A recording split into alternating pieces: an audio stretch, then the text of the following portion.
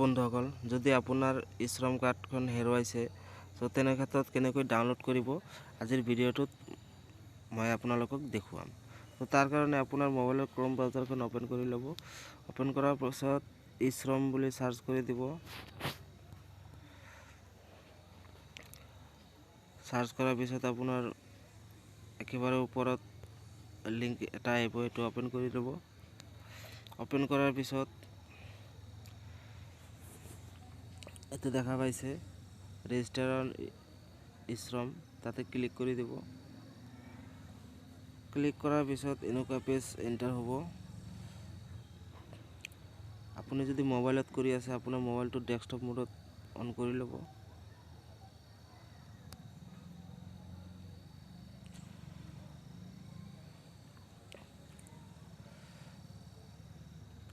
তাৰপিছত চাব তে 3 ডট আছে, ইয়াতে ক্লিক কৰি দিব।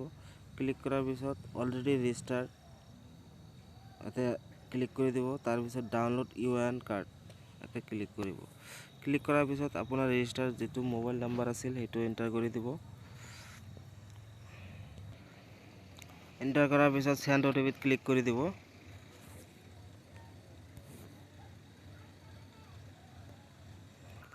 সিম্পলি OTP বহাই ল'ব। বহাই লোৱাৰ পিছত সাবমিটত ক্লিক কৰি দিব। ক্লিক কৰি দিয়াৰ পিছত এতিয়া আপোনাৰ আধাৰ নম্বৰ টাইপ কৰিবলৈ দিছে, আধাৰ নম্বৰটো টাইপ কৰি দিব। আধাৰ নম্বৰ বহাৰ পিছত এতিয়া আপুনি OTP ক্লিক কৰি ল'ব।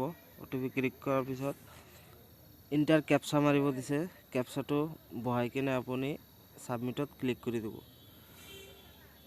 চাওক OTP গেছে আৰু একবাৰ। তো মই সিম্পলি OTPটো বহাই দিছোঁ আৰু ভেলিডেটত ক্লিক কৰি দিছোঁ। ক্লিক কৰাৰ পিছত ইয়াতে আপুনি চাইছে মোৰ প্ৰফাইলটো ওপেন হৈ গৈছে। তো আপুনি আই এগ্ৰিত ক্লিক কৰি আপডেট EKYCত ক্লিক কৰি দিব। ক্লিক কৰাৰ পিছত এতিয়া যদি আপুনি সিম্পলি ডাইৰেক্ট ডাউনলোড কৰিব বিচাৰে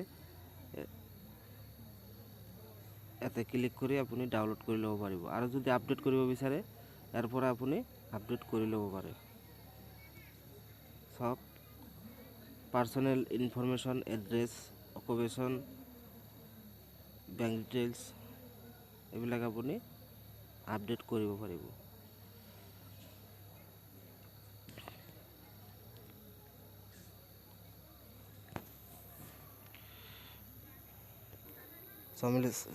সিম্পলি ইয়াতে আপুনি ডাউনলোডত ক্লিক কৰি দিব, আপোনাৰ কাৰ্ডখন ডাউনলোড হৈ যাব।